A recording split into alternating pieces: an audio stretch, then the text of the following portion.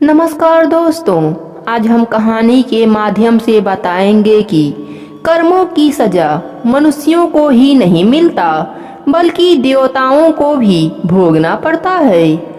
प्राचीन समय की बात है।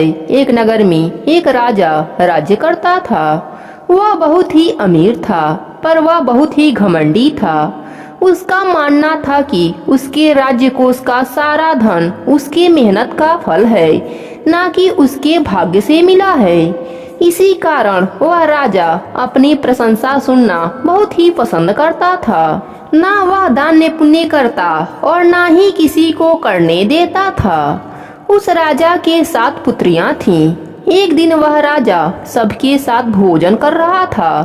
तभी उसको अपनी प्रशंसा सुनने का मन किया। उसने अपनी पुत्रियों से पूछा कि तुम सब किसके भाग्य का खाती हो।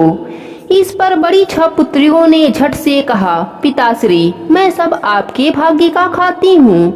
राजा बहुत खुश हुआ। उसने छोटी पुत्री से कहा, बेटा, तुमने नहीं बोला, तुम भी बताओ तुम किसके भाग्य का खाती हो। छोटी बेटी बड़ा शांत स्वभाव की थी। वह कम बोलती थी और दूसरों की सेवा और भगवान के नित्य नियम में लगी रहती थी। छोटी बेटी ने कहा, पिताश्री, मैं अपने भाग्य का खाती हूँ। उसकी बात सुनकर राजा बहुत क्रोधित हुआ। उसने तुरंत मंत्री को बुलवाया और आदेश दिया कि मेरे 6 पुत्रियों के लिए राजकुमार खोज कर लाओ और इस छोटी के लिए सड़क से कुत्ता पकड़ लाओ। मैं इसकी शादी एक आवारा कुत्ते के साथ करता हूँ। देखता हूँ कि यह फिर अपने भाग्य से क्या क्या खाती है। इस पर छोटी बेटी ने कहा, पिताश्री, मेरे भाग्य में जो होगा वही मिलेगा। किसी के देने से कुछ नहीं होता। राजा अपनी छोटी बेटी के बात सुनकर बहुत क्रोधित हो गया।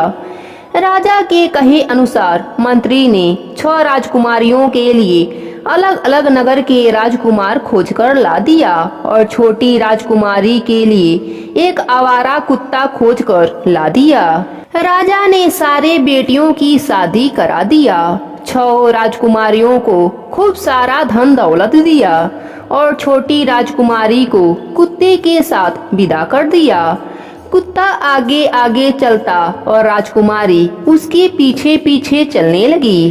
चलते चलते राजकुमारी थक गई और वह बैठ गई। तब कुत्ता ने कहा, राजकुमारी, क्या सोच रही हो। तब राजकुमारी ने कहा, मैं कुछ नहीं सोच रही हूँ। मेरे पिछले जन्म के कर्म जो थे वह इस जन्म में मुझे मिला है। एक कुत्ता मेरा पति बना है। इस बात को लेकर मैं दुखी नहीं हूँ। जो मेरे भाग्य में था वह मुझे मिला। राजकुमारी फिर उठकर कुत्ते के पीछे पीछे चलने लगी। कुछ देर बाद धर्मनगरी आ गया। राजकुमारी आश्चर्य से चारों तरफ देखने लगी। तभी वह कुत्ता धर्मराज जी के रूप में बदल गया।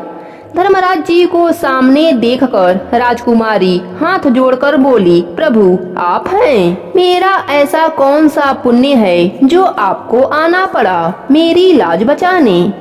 इस पर धर्मराज जी ने कहा, तुम मेरी पत्नी थी, पर तुमने अपने कर्म भुला दिया और पाप कर्म कर दिया। उसी का फल भोगने तुम्हें धरती पर जाना पड़ा।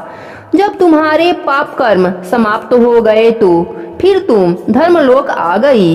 राजकुमारी अब आराम से धर्मलोक में रहने लगी। कुछ दिन बाद वह घमंडी राजा मरकर धर्मलोक के नरक में भोग रहा था।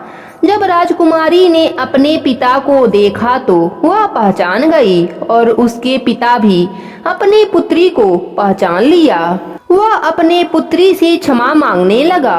तब पुत्री ने धर्मराज जी से आग्रह किया कि मेरा थोड़ा सा पुण्य पिताजी को दे दिया जाए ताकि उनको स्वर्ग का वास मिल सके। पुत्री के आग्रह करने पर धर्मराज जी ने उसका थोड़ा सा पुण्य उसके पिता को दे दिया, जिससे राजा को पाप कर्म की सजाएं माफ हो गई और उसे स्वर्गलोक की प्राप्ति हो गई। इस प्रकार बुरे कर्मों की सजा भुगतना ही पड़ता है। अगर जाने अनजाने में आपने भी पाप कर्म कर दिया है तो किए गए गलत कामों का पश्चाताप कीजिए, प्रभु का नित्य नियम ले लीजिए, जिससे आपके द्वारा किए गए पाप समाप्त हो जाएंगे और आपको भी यह लोक और परलोक में सुखों की प्राप्ति होगी। जय हो धर्मराज जी की।